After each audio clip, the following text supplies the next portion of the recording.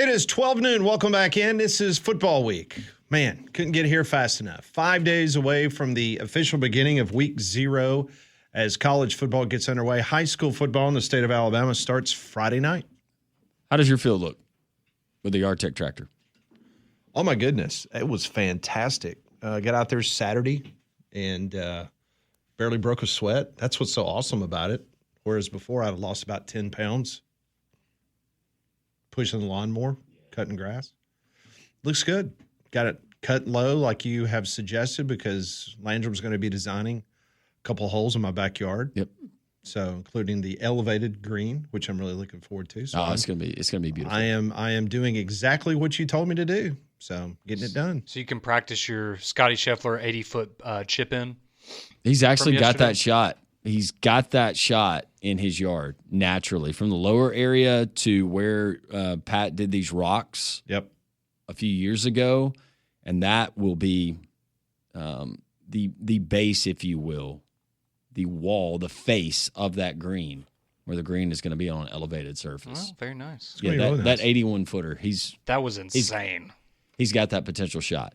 Speaking about insane, speaking of golf, I know we outside the majors, we don't talk a lot of golf on this show, especially live golf. But on Sunday, John Rahm won the Live Golf Individual Championship. Not a big surprise. Outstanding golfer from Spain, graduated from Arizona State. Hello to all the Tempe folks listening. I like Rahm. I do too. He got an $18 million bonus for winning the Live Golf Individual Championship. Whew, and I think Scotty Scheffler won $3.5 million for the BMW over the weekend. So this weekend alone, John Rahm earned as much this weekend as any golfer in the PGA Tour this entire season, for the exception of Scotty Scheffler. One weekend on the Live Golf, winning that championship, an $18 million bonus. Pays to play golf, kids. I don't think that's what the Maxi League was paying in Happy Gilmore, too. So he just earned what Marcelo Ozuna is earning for this entire season. Mm-hmm. For winning the individual Live Golf Championship. $18 million bonus. He just earned what Jim Nance, I think, makes in his annual contract. For working a whole year. Yep. I wish I made $18 million in a year. Yeah. I'll take that in a whole year. How about 1.8? How about just the 8? I was about to say, just the 8. I'll take a tenth of that. Mm-hmm. We talked to Alex Scarborough earlier in the program. Great interview from Bama 247 writer. If you missed it, you can go back and download the 3-Man Front podcast. He gave us the very latest. Jam Miller, upper body injury during Saturday's scrimmage. He had a procedure done. He is going to be out there. Hopeful that they would be, able to get him back maybe by the Georgia game in Athens. So time will tell and see how that heals. We heard from Hugh Freeze about 30 minutes ago, talking about his quarterbacks, very happy with what he has seen. He says that there is packages that they have been working on that would include both Ashton Daniels and Deuce Knight. And he said that he would not hesitate in a heartbeat to put Deuce Knight in a game if need be. I know it's not indicative of future performances, whether it's Knight or Ashton Daniels coming off the bench, but I think the thing that Auburn fans fear because of the struggles in the red zone last year, you were really good 20-20. But Conrad getting into the red zone, and then all of a sudden you're bringing in a bunch of different substitutions, a new quarterback who has not been in the game, going away from what's working to do something cute. Yeah, the only problem is you don't have a fun, we had Red Zone Robbie. Yeah. You don't have that with these two guys, so you got to come up with something new there. But yeah, no, I think that would be a fair concern because that's something we've seen recently that did not really work out. But hopefully you don't have those issues, and Jackson Arnold's the guy. And hey, if you have a package for those guys, absolutely, that's great. But you want Jackson Arnold to be the guy, even in the 20. You want that. When he's specifically talking about the drop back game, I wonder if he's alluding to all of the quarterbacks, or is this specifically, and if it was, I'm sure that he wouldn't single him out, a Jackson Arnold. Yeah. That's a good point. Good question.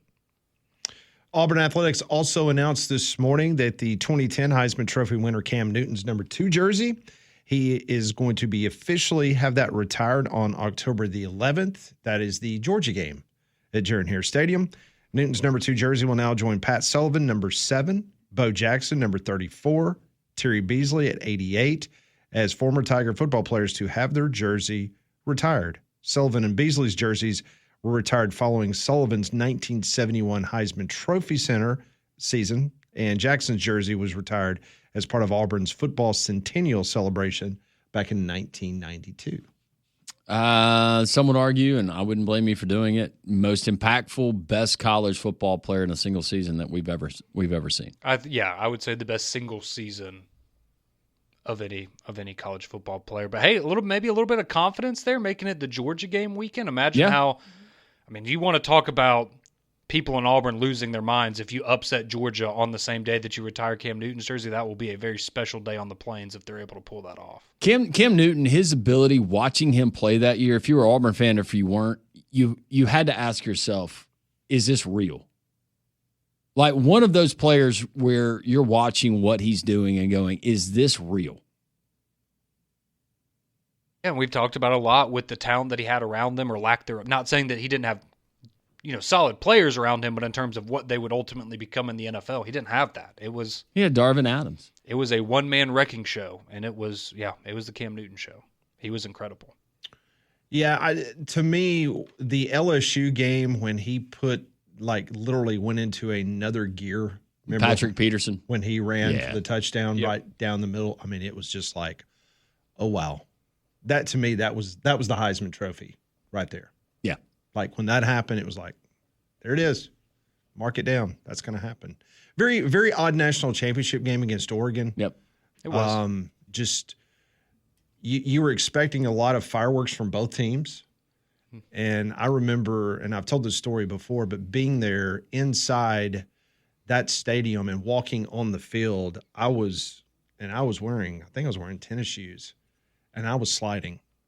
I think Auburn had to change their cleats a couple times during the game. And we've talked about this before because it was just like what Florida State's going to put in for the Alabama game.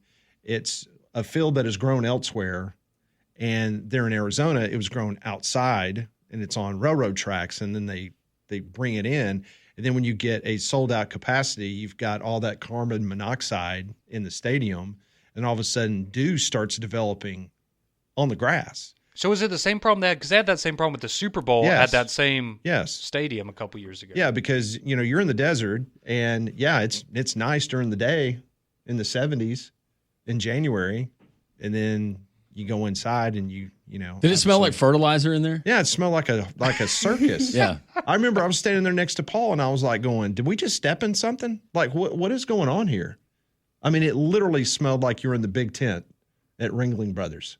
It was weird. And then they were using organic fertilizer, apparently. We were slipping, sliding, just walking on it, and then the players were having issues during the game. It was not a very good playing surface. Might have had some chicken poo in it. Well, it wasn't like 19-16 or something. Wasn't that the final score? It was like a weird final score. It was a weird score. Yeah. So if you had the under, you won. Yes. Also, that was the first stadium I'd ever been to that the press box was in the end zone. Because, NFL stadiums, because up until a couple of years ago, all college stadiums, the press box was in between. It's on the 50-yard line, wasn't it? Yeah, it would be between the 30s. Yeah. And so basically all these colleges have decided, you know what, we can make a lot of money. Yeah. Because our high rollers, we'll build suites. Yep. And then we'll find somewhere else to put the media. So both at Bryant-Denny and Jordan-Hare now, try being a radio broadcaster and you're broadcasting from the corner of an end zone. That's bad stuff. You limited view, and you're having to watch a monitor. Pretty much. You can call it from somewhere else. You probably don't even have to be at the stadium, to be honest with you. It's not a whole lot of fun if you do play-by-play to call it from a monitor. No. No, we saw that enough during the pandemic, I think. So, but that was a heck of a season for Cam Newton, and his number will be retired. And, we want to do something to kind of get everybody fired up for the season. And we thought it'd be a great opportunity to put together a little montage that will give you a remembrance of what took place last year, some of the highlights of the college football season, and hopefully what we're going to get starting this weekend. Under head coach Mike Norvell, Florida State has blocked 5 kicks in opponent's season openers. 3 against Georgia Tech. Snap, spot, kick is on the way. Headed through the uprights. It's good. And Georgia Tech has shocked the Seminoles here in Dublin. Ball on the near side hash. Moss and company with 13 seconds. Calls for the snap. Hands it off to Marks. Marks with room up the middle, and Marks into the end zone on the ground. And USC takes a 26-20 lead with 8 seconds remaining here in Las Vegas. Now make it 5 straight to start the season. The Tigers just cannot grab victory. He's lining it up. 5 seconds left. NIU up 16-14. 62-yarder. Snap, hold, Jeter's kick. It's blocked! It's blocked! It's blocked! Picked up by NIU! Picked up by NIU! The Huskies have done it! The Huskies with the biggest upset in NIU history! They come to South Bend, Indiana, and they knock off the number 5 team in the country. From the 43-yard line for Colorado, here's the ball game. Snap back to Shedeur Sanders. Rolls left, has time, being chased. He throws it for the end zone. It is... Oh, he may have caught it. He did! It's a catch for a touchdown by LaJohntay Wester on the last play in regulation. From the 25, Milroe will sling it. Far sideline, near sideline rather. And Williams makes an adjustment, makes the catch, spins away from 2 Georgia defenders, breaks away from another, and he's going to go in the end zone for a touchdown up the near sideline. We had 2 guys, couldn't catch him. Snap back to Beck in the pocket, throwing for the end zone in the back corner. It's intercepted. Trying to go to Colby Young. Pass was short, intercepted by Brown, the freshman cornerback. 4 men behind him, 3 deep. Salter running to his right. Salter throws to the right sideline, out of bounds. The clock is expired. Give me liberty.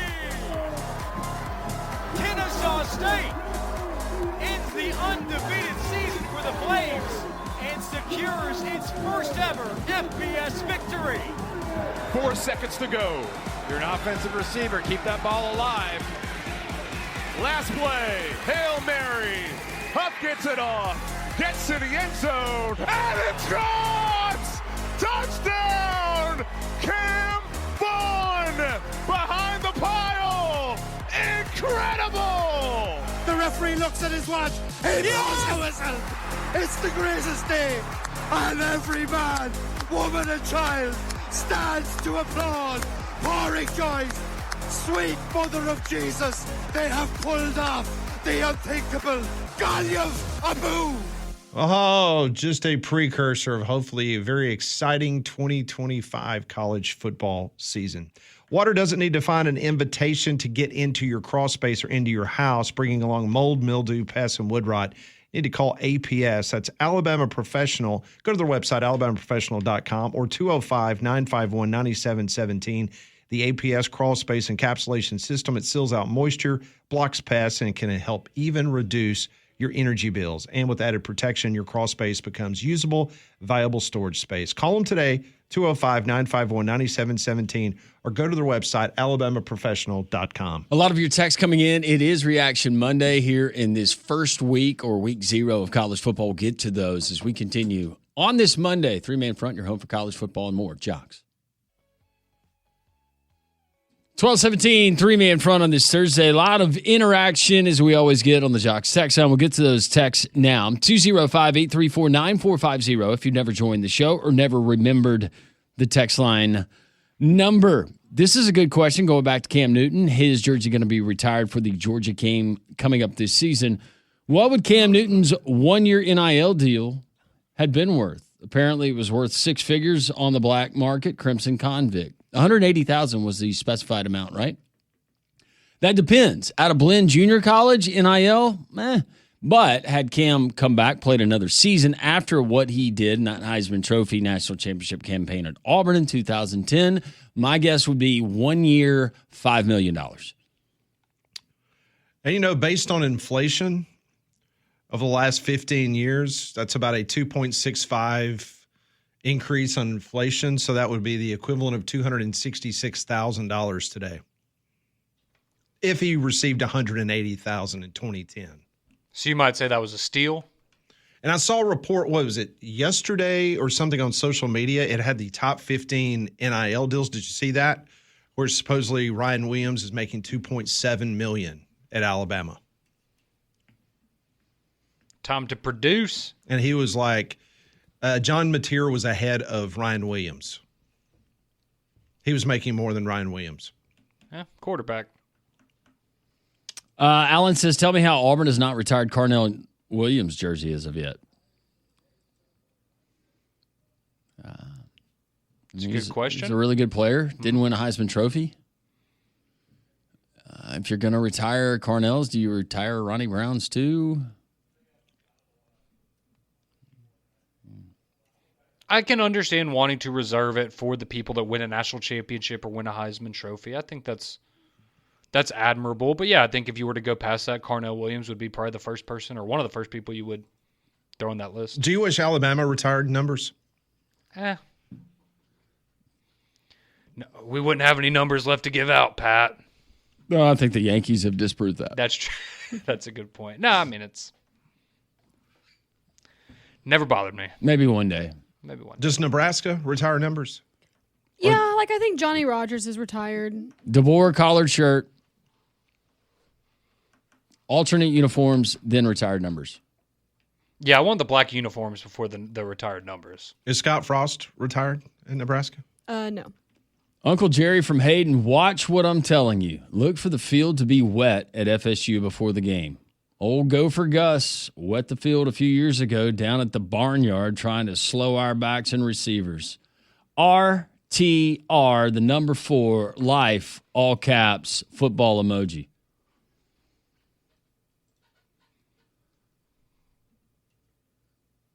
The Georgia play-by-play radio crew needs to show as much negative emotion in his calls when Georgia gives up a big play as he does positive emotion when they do something good.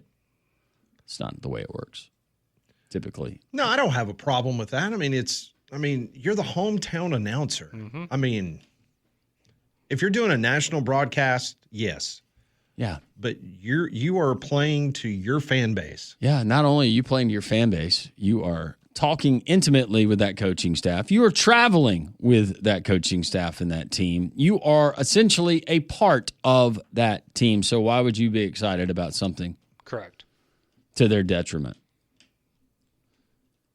Justin says, tell Pat I work on a grounds crew at a country club. I can get him some cups, poles, and flags if he seriously wants to make a few holes in his yard. We are serious about this project, Justin. I will speak for Pat. As a designer, I'm going to get everything set for him where he can maintain it, kind of like MLB did at Rickwood a few years ago. What I'm going to need from you, Pat doesn't know it yet, we are going to have a bunker. Oh, that will really? protect one side of one of the greens. We will have a bunker, so I'm going to need a rake. When you already have the built-in water hazard with the moat, too, so that makes it a little more interesting as well. Well, we could be... The moat water actually will help to irrigate and keep the green. There you go. We're going to... Yeah.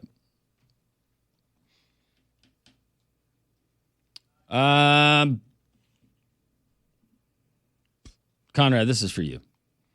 Which one would that be? Oh, no. Never mind. I thought this was fantasy football.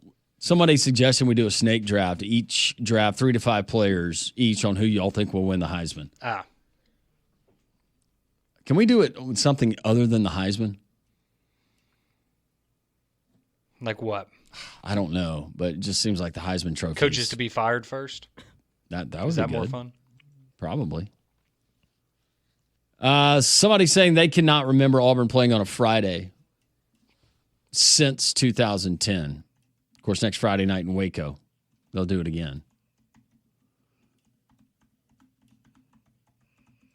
And Michael says 3 things you can rely on happening. Number 1, death. 2, taxes. 3, Danny Cannell whining about the SEC. Good old Danny. Oh, that Danny person, I've never heard of her. One of our listeners chimes in.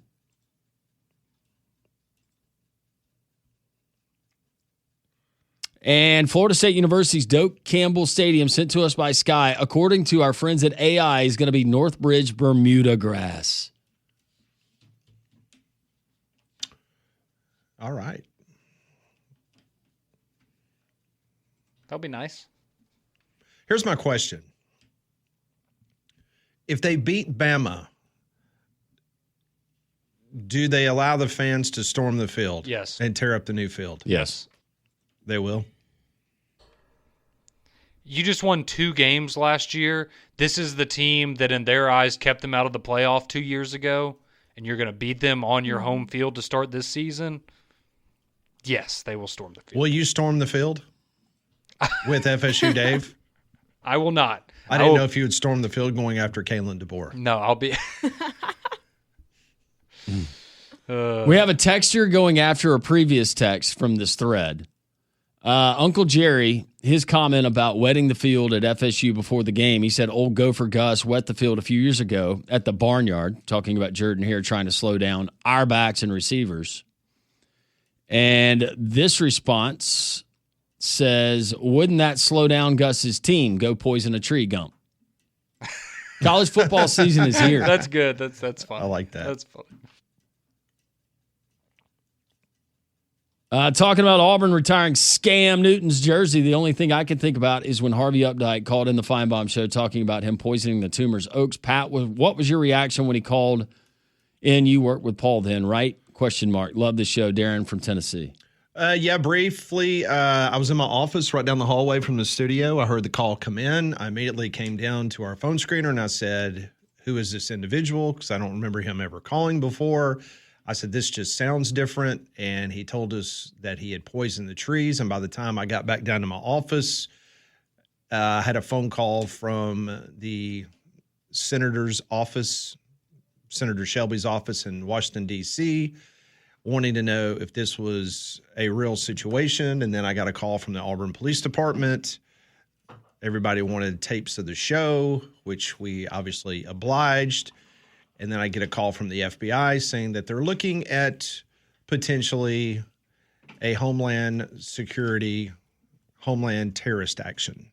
So, yeah, it was a lot of phone calls and a lot of activity right after that. And obviously took a couple weeks, but they got him, and then the rest is history. So in the moment when you're hearing the phone call, you think he's probably full of crap, right? Like you think there's no way he actually did the thing that I'll be honest with you. I mean, we back then we would take about 110 phone calls every day on the show.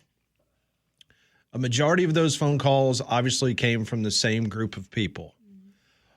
But there were times that when you would hear a particular phone call, you would go, hold on a second. Because this is what we do for a living. We recognized, or at least I did, that this call was different. Just like when we got a call back in 1993 that Alabama was going to go on probation because Antonio Langham had signed his name on a napkin in New Orleans after the Sugar Bowl win against Miami, and that he was going to be ruled ineligible for the SEC championship game against Florida in 1993. You hear things and you just immediately go, that sounds legitimate. And when Harvey Updike called in, we immediately said, Paul kind of blew it off on the air, but the rest of us was like, hold on a second. This guy's never called in before.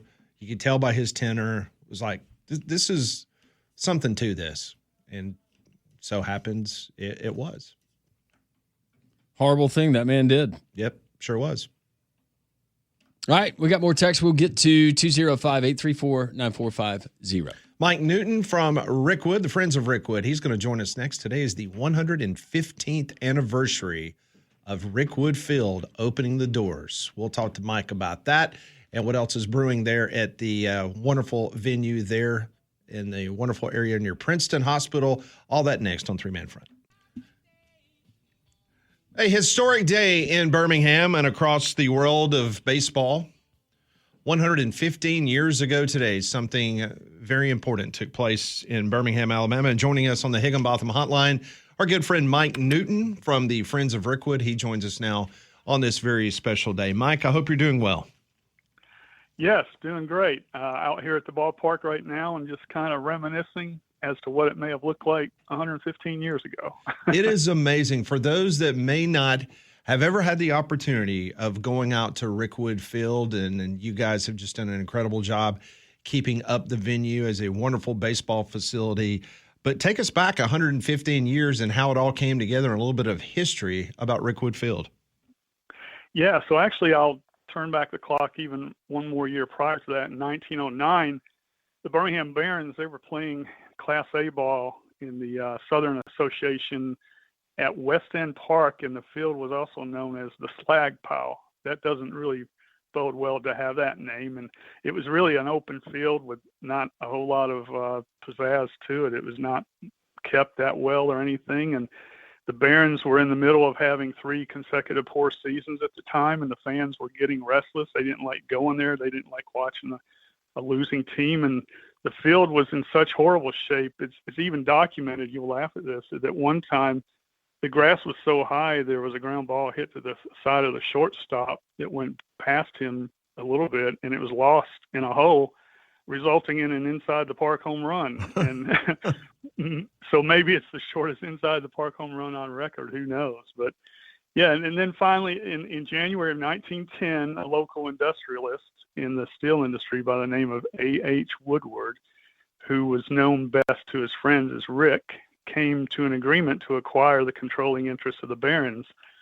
And of course, with it being in January, there was no preparation in place to host the season at that time. However, Mr. Woodward, he was 33 years old, and his first priority was to build a new ballpark. So he went to the northern steel capital of the United States, known as Pittsburgh, to see how their newly built ballpark, Forbes Field, was built, because they used both a steel and concrete base or foundation to put their field up together. And really, this was Forbes Field, which was, the home to the Pittsburgh Pirates at the time. So he left it up to the architects when he got back to design Rickwood, patterned after Forbes Field. And what's amazing to me is that we have on record that the construction of Rickwood did not begin until early April. And the goal was to have the first game here on July 4th. And Mr. Woodward was quoted in the papers as saying, this ballpark is not being built just for this one season. It's being built for even more than 10 seasons. It is literally being built for time. And I love that, because, here we are 115 years later, and boy, does that quote, apply to where we are today. But there were challenges to they had to choose the right side of Birmingham to build this on. They had to build it on a site that provided easy access with the limited forms of transportation that they had back in the day. And it was important that the streetcar system at the time could accommodate a stop at the ballpark nearby. And the only other way to get here, there were a few wealthy people that maybe had a car back then, but the only other way to get here was with a horse-drawn carriage. So the site also needed to be near a railroad train depot, so they made that a priority, and that's how they picked the property here. Then they had a big meeting to go back, and the Barons president at the time, his name was R.H. Ball, B-A-U-G-H, and along with the Birmingham Barons executive team, they considered what they would name the ballpark. And Mr. Woodward himself suggested, placing a contest in the newspaper and let the fans decide. So the fans did, and it was by popular vote that they said, well, let's name it Rickwood Field in honor of the man who's investing not only his time but a lot of his money to bring new life to baseball here in Birmingham. So, and as the Barons continued to struggle at Slag Pile, it wasn't until August 18th, on this date, exactly 115 years ago today, that Rickwood Field was open at an estimated cost of $75,000.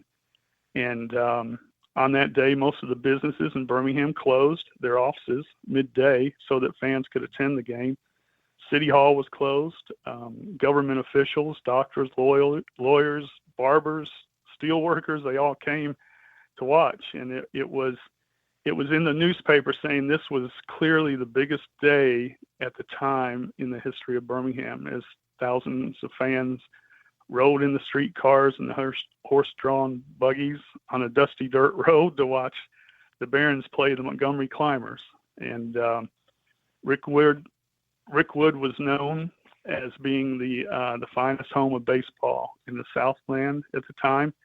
It seated 5,500 fans, so there was an overflow crowd of another 5,000 that they had to tend to, and believe it or not, they put those folks out by the foul lines and even behind the outfielders.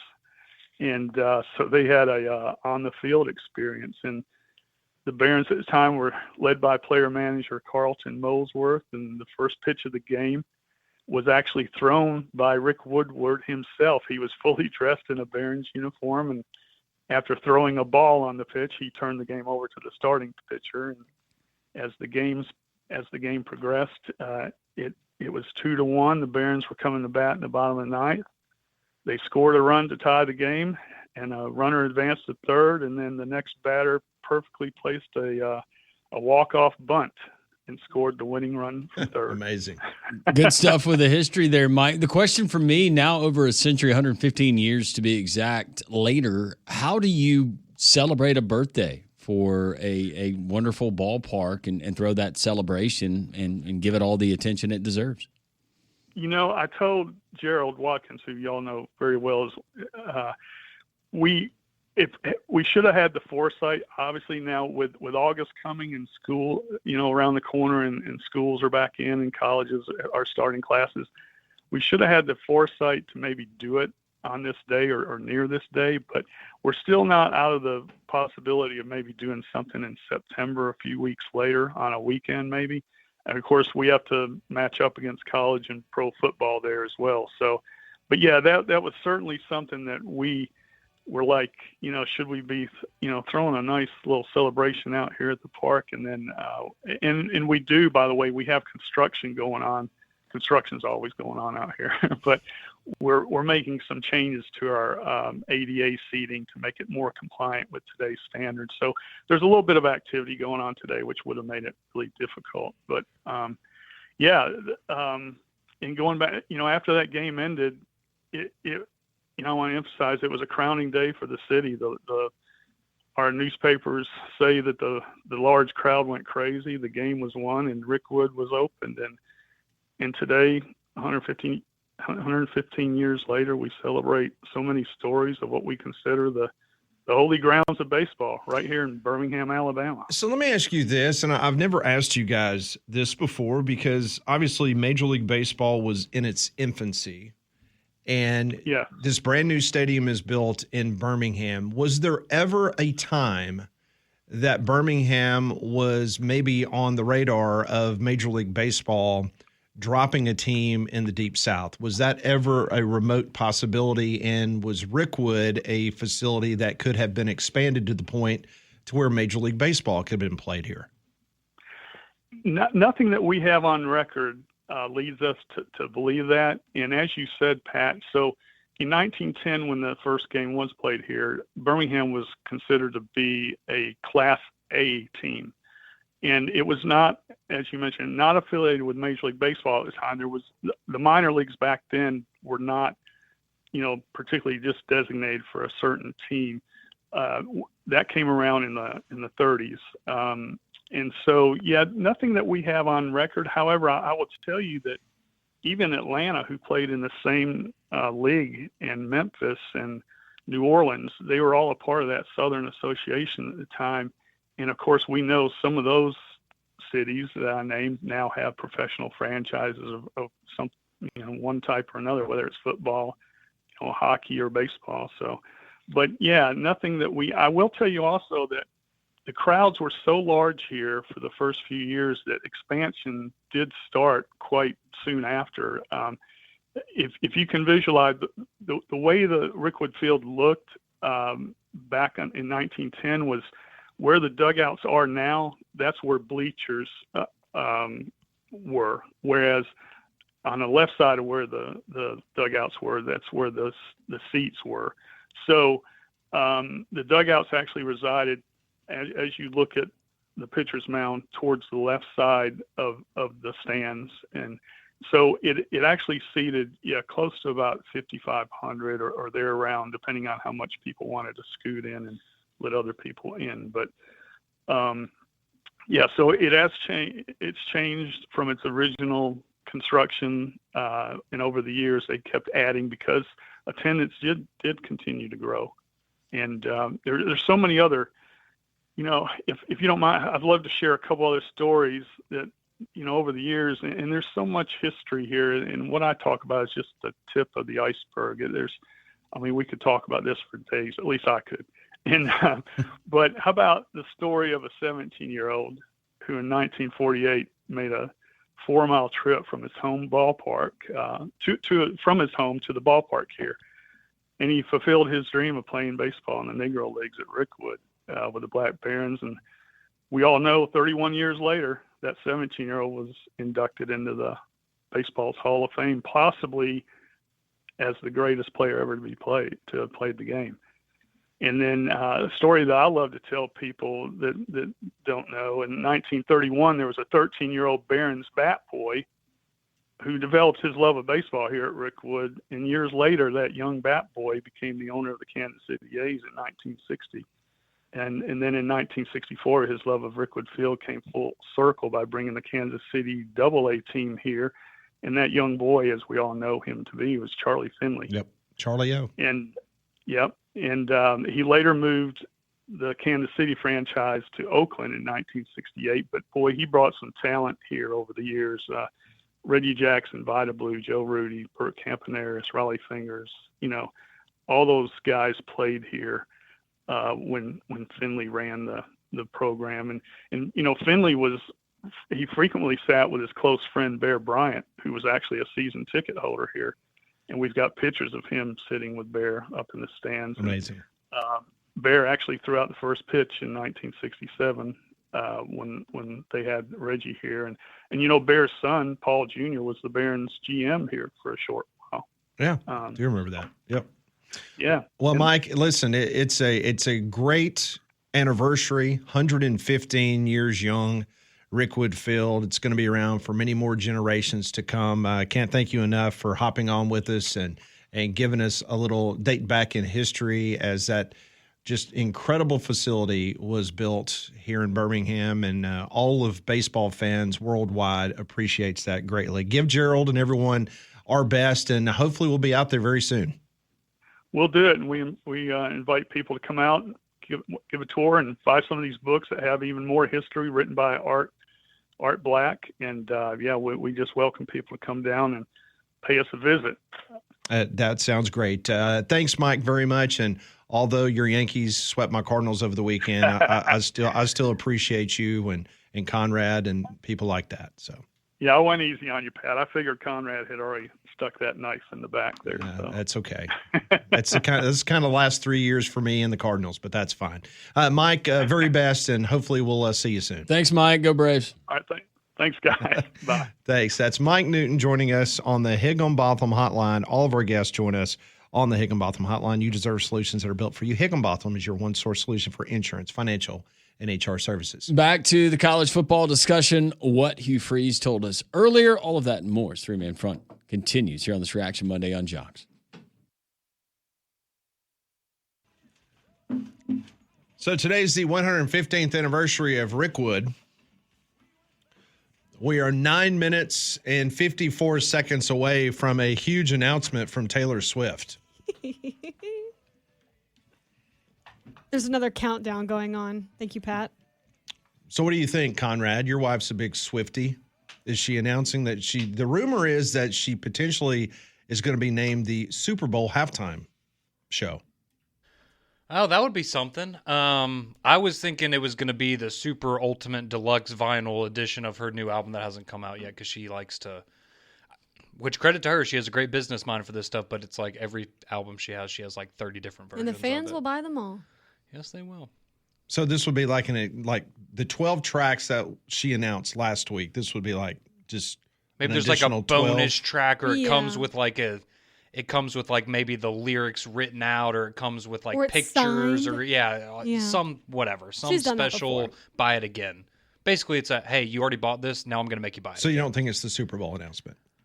Do they normally announce that this early? I don't think it's any of that. I think she's coming out with her own clothing line. And it's going to be for the professional businesswoman. And it's going to be called Tailored.